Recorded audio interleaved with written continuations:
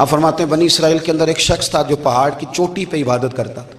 لوگ اوپر چڑھ کے ملنے کے لیے آتے تھے. رستے میں ایک ڈھلان تھی, لوگ اس پر چڑھتے تو پاؤں پھسل جاتے, بہت سارے لوگ گر جاتے. ایک دن وہ شخص کہنے لگا اللہ اگر تو اسے نہ بناتا تو کیا ہوتا, ایسے بیکار بنا دی, رب ناراض ہو گیا.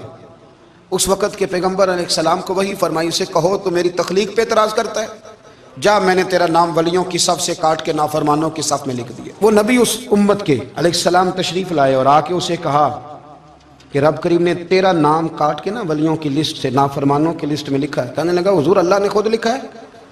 ہاں. وہ سجدے میں گر گئے, یا اللہ تیرا شکر ہے, یا اللہ تیرا شکر ہے. وہ پیغمبر فرمانے لگے یہ کیا کر رہے ہو؟ عرض کی حضور آپ نے کہا ہے نا اللہ نے میرا نام لیا ہے, میں کہاں اور میرا رب کہاں؟ اس نے میرا نام لیا ہے. حضور میں تو اپنے آپ کو کسی کھاتے میں نہیں سمجھتا تھا. اچھا اگر مالک نے اب مجھے نافرمان فرما دیا ہے اور میری غلطی سے فرمایا ہے دوزخ میں تو میں جاؤں گا. حضور آپ اللہ کے نبی ہیں, آپ کے ذریعے کی التجا ہے مالک کے حضور, رب کریم سے عرض کیجئے گا کہ اب مجھے دوزخ میں تو پھینکنا ہی ہے, تو میرا وجود اتنا بڑا کر دے, اتنا بڑا کر دے کہ میں اکیلا جہنم میں آ جاؤں. میرا دل نہیں کرتا اللہ کا کوئی اور بندہ دوزخ میں جائے. میں چاہتا ہوں اتنے پیارے پیارے مخلوق پیدا کیے اس نے, کوئی جلے نہ, کوئی دوزخ میں جلے نہ.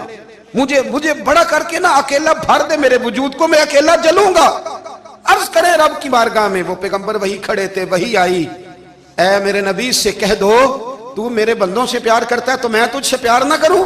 جا میں نے تجھے معاف بھی کیا, تیرے لیے جنت کا فیصلہ بھی کیا, اور قیامت میں جس کی تو سفارش کرے گا میں ان سب کو بھی جنت عطا کر دوں گا. ڈاکٹر صاحب کہتے ہیں اگر تو آسانی چاہتا ہے کہ اللہ جلدی راضی ہو تو کسی کا بھلا کرنے کی کوشش کر, کسی کو نفع دینے کی کوشش کر. کوشش کر کہ اللہ کی مخلوق سے کوئی پیار ہو جائے, کسی کو تسلی دے, کسی سے محبت کر, کسی کے ساتھ تو خیر والا معاملہ کر. رب کریم تیرے لیے آسانیاں کرے گا.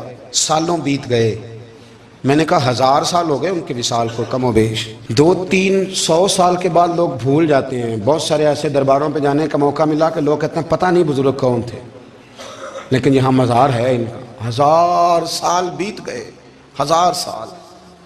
وہ جب یہاں برطانیہ حکومت کرتا تھا نا, انگریز کی حکومت تھی ہندوستان میں, تو لارڈز آف برطانیہ کہا کرتا تھا کہ یہ عجیب, میں نے داتا صاحب کی قبر دیکھی ہے تو قبر پر لوگوں کے دلوں پہ حکومت کرتی ہے تو یہ قبر پر اس کا سکہ چلتا ہے. جو لوگ نہیں بھی نہ مانتے مزارات کی حاضری, ان کو بھی کبھی نہ کبھی آنا پڑ جاتا ہے. یہاں کی حاضری اتنی ضروری ہے کہ ان کو بھی کبھی نہ کبھی حاضری دینی